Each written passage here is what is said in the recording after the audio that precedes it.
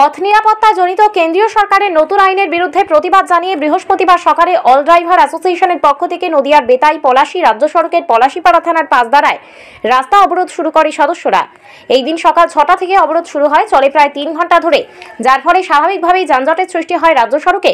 পরে পুলিশ এসে অবরোধকারীদের সাথে কথা বলে রাস্তা অবরোধ তুলে দেয়। পুলিশের হস্তক্ষেপে ধীরে ধীরে পরিস্থিতি স্বাভাবিক হয়। পরে একই দাবিতে কুলগাছি বাসস্ট্যান্ডে সকাল 10টা 20 মিনিট থেকে বেশ কিছুক্ষণ চলে রাস্তা অবরোধ। পরে পুলিশ এসে অবরোধকারীদের সাথে কথা বলে রাস্তা অবরোধ তুলে দেয়।